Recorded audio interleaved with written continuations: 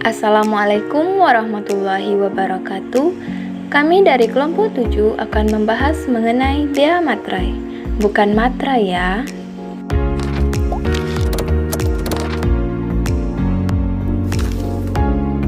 Semua orang sudah tahu apa itu materai, karena dalam setiap dokumen-dokumen penting selalu dibubuhi dengan materai. Lalu, apa itu bea materai? Bea materai adalah pajak atas dokumen. Dokumen yang dimaksud adalah sesuatu yang ditulis atau tulisan dalam bentuk tulisan tangan, cetakan, atau elektronik yang dapat dipakai sebagai alat bukti atau keterangan. Bea materai hanya dapat digunakan satu kali. Lalu, apa saja sih objek dari bea materai? Objek bea materai dapat berupa dokumen yang dibuat sebagai alat untuk menerangkan mengenai suatu kejadian yang bersifat perdata dan dokumen yang digunakan sebagai alat bukti di pengadilan. Dokumen yang bersifat perdata sebagaimana dimaksud meliputi: pertama, surat perjanjian, surat keterangan, surat pernyataan, atau surat lainnya yang sejenis, beserta rangkapnya. Yang kedua, akta notaris beserta gros, salinan, dan kutipannya.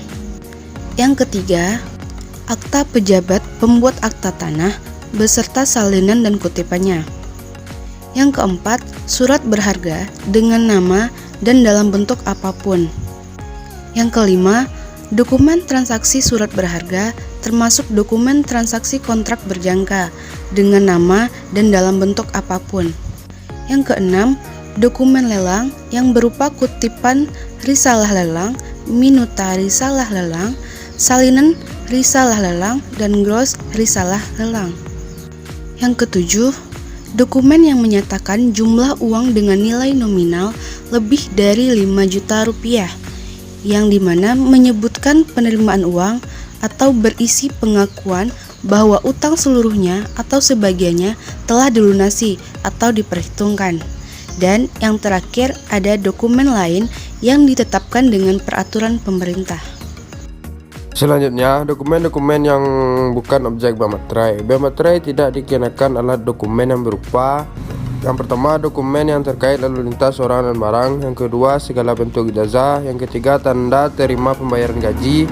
Yang keempat, tanda bukti penerimaan uang negara. Yang kelima, kwitansi untuk semua jenis pajak dan untuk penerimaan lainnya. Yang keenam, tanda penerimaan uang yang dibuat untuk keperluan entrans organisasi. Yang ketujuh, dokumen yang menyebutkan simpanan uang atau surat berharga. Yang kedelapan, surat gadai. Yang kesembilan, tanda pembagian keuntungan. Yang kesepuluh, dokumen yang diterbitkan atau dihasilkan oleh Bank Indonesia dalam rangka pelaksanaan kebijakan moneter.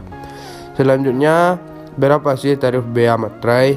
Berdasarkan peraturan terbaru yaitu Undang-Undang Nomor 10 Tahun 2020 tentang bea materai, ditetapkan tarif tunggal yaitu tarif bea materai 10.000 untuk transaksi akumulasi lebih dari 5 juta. Untuk transaksi dengan akumulasi total di bawah 5 juta tidak perlu menggunakan materai.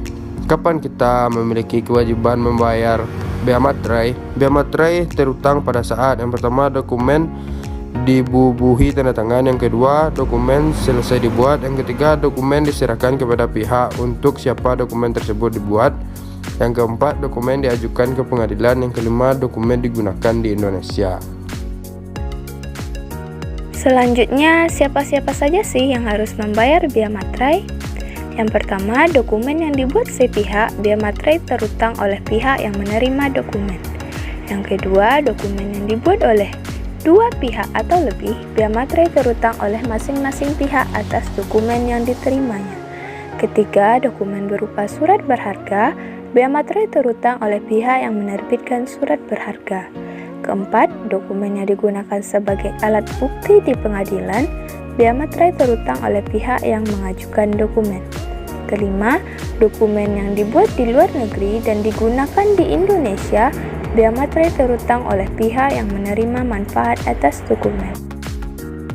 Pembayaran bea materai yang terutang pada dokumen dilakukan dengan menggunakan materai atau surat setoran pajak.